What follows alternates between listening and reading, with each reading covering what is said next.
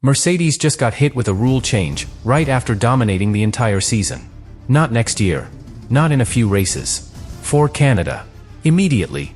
Because the FIA has stepped in with an emergency downforce rule, and if this targets what everyone thinks it targets, Mercedes could lose their biggest advantage overnight. The same car that stayed stable under pressure, that didn't lose pace even with problems, that controlled Miami from start to finish, is now about to be tested under completely different conditions. And here's the scary part.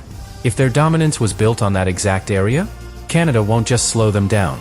It could expose them. At first, nothing about Miami looked like it needed fixing. It looked like perfection. Antonelli's race had everything that usually breaks a driver. A chaotic start, losing positions into turn 1, getting dragged into battles with multiple cars, forced to fight instead of control. That kind of opening doesn't just cost positions. It destroys rhythm. Tires overheat. Balance fades. And by the time you recover, the race is already gone. But that didn't happen. And that's where the first signal appears. Because instead of fading, the Mercedes stayed stable. Predictable. Almost immune to the kind of pressure that normally exposes weaknesses. Lap after lap, Antonelli recovered. Not aggressively, not desperately, but with control. And that's the word that keeps coming back. Control. Because what Mercedes showed in Miami wasn't just speed. It was the ability to stay consistent in situations where other cars start to lose it. And then came the moment that defines everything. Lap 27. The undercut. Perfect timing, perfect execution, a single lap that flips the race completely. Fresh tires, immediate grip, maximum performance exactly when it was needed. From that moment on, the race is no longer chaotic. It's controlled. But here's where it gets interesting. Because that level of execution only works if the car underneath it is perfectly balanced. Downforce needs to be stable through corners. The rear needs to hold under traction. The front needs to respond instantly under braking. Everything has to align. And for Mercedes, it did. Even when things started to go wrong. Because later in the race, Antonelli reports problems. Gearbox issues. Throttle response not behaving correctly. The kind of issues that should cost time, create instability, open the door for the car behind. But none of that happens. The pace holds. The gap stays. Norris gets close, but never close enough. And that's the contradiction. A car under pressure, that doesn't crack. A car with problems, that doesn't slow down. And in Formula 1, that kind of consistency doesn't go unnoticed. Because when one car behaves differently under the same conditions, it forces everyone else to ask why. And that's exactly where the story begins to shift. Because Miami didn't just show a dominant team. It revealed something deeper. Something about how the car was generating grip, maintaining balance, controlling airflow in a way that others couldn't match. And now, that exact area is under pressure. Because the FIA didn't just introduce a rule. They introduced a rule that directly affects how cars create downforce. Which means everything we saw in Miami is about to be tested again. But under completely different conditions. And this is where everything starts to point in one direction. Because when the FIA introduces an emergency rule like this, it's never random. It's targeted. Not publicly, not directly, but technically. And the moment you look at what changed, you start to understand why Mercedes is suddenly under pressure. This new downforce rule isn't about making cars slower. It's about how they create grip. How airflow behaves at high speed. How the floor, the edges, the tiny aerodynamic details interact with the track. The invisible parts of performance. And that's exactly where Mercedes has been strongest. Think about Miami again. Not just the result, but how the car behaved. Through long corners, it stayed planted. Under braking, it stayed predictable. On corner exit, it didn't snap, it didn't slide, it just delivered power cleanly. That's not just mechanical grip. That's aerodynamic stability. And that's what this rule is about to disrupt. Because if the FIA has identified a specific way teams are generating downforce, something that gives too much stability, too much consistency, then removing or limiting that changes everything. Suddenly, the car doesn't behave the same way. The rear might become unstable under traction.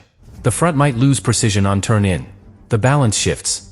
And when balance shifts, confidence disappears. That's the part people underestimate.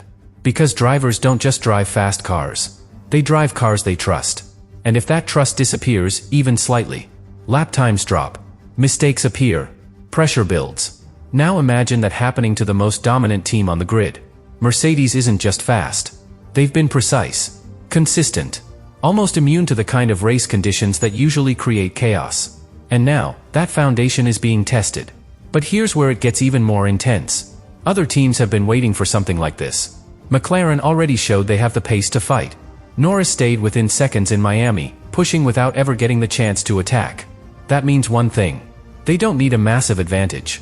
They just need Mercedes to lose a small one. Ferrari, despite the disappointment, brought the biggest upgrade package of the weekend. Their issue wasn't just speed, it was consistency over long runs. And what does this rule affect? Consistency. Red Bull, still close enough to stay relevant, now has a window. Because when the leading car loses stability, even slightly, the entire field compresses. And that's when races become unpredictable. So now, everything shifts toward Canada. Because this isn't just about adapting a setup. This is about re-understanding the car. Rebuilding balance. Finding a new way to generate grip under a different interpretation of the rules. And that takes time. Time Mercedes doesn't have. Because the change is immediate. No long development cycle. No gradual evolution. Just one race, where everything could feel different. And that's why the tension inside Mercedes is real. Because they don't just have to be fast. They have to be fast again, in a completely new environment. Which leads to the most important question of all. Was their dominance built on something that this rule just removed? Or are they about to prove they were always ahead, no matter the rules? And this is where the real consequences begin to take shape. Because a rule change like this doesn't just affect performance. It rewrites behavior. The way the car reacts mid-corner. The way it transfers weight under braking. The way it delivers traction when the driver goes back on the throttle. All of that changes. And the most dangerous part is, it doesn't happen gradually. It happens instantly. One race you have a car that feels predictable, stable, almost effortless to drive at the limit. And the next, that same car feels nervous, uncertain, demanding. Now imagine that happening at a track like Canada. Long straights, heavy braking zones, sharp chicanes. A circuit where confidence under braking and traction on exit decides everything. If Mercedes loses even a fraction of rear stability, even a small amount of aerodynamic balance, those braking zones become risky. Those exits become inconsistent. And suddenly, lap time disappears. Not all at once, but enough. Enough for rivals to get closer. Enough to create pressure. And pressure, in Formula One, changes everything. Because Antonelli's strength this season hasn't just been speed. It's been control under pressure. Miami proved that. Even with gearbox issues, even with throttle problems, even with Norris right behind him, he never made the mistake. But that level of control depends on the car behaving exactly as expected. Take that away, and the situation changes. Because now, instead of managing the race, he has to fight the car. And when a driver starts fighting the car, small errors appear. Lockups. Oversteer on exit. Tiny corrections that cost tenths. And those tenths are exactly what McLaren needs. Because Norris doesn't need to be faster by a mile. He just needs a moment. One opportunity. One mistake. And in Miami, that moment never came. In Canada, it might. Ferrari is in a similar position. Their biggest weakness in Miami was degradation.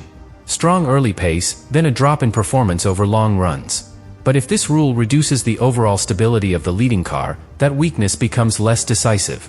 Because now, everyone is managing instability. Everyone is dealing with balance. And that compresses the field.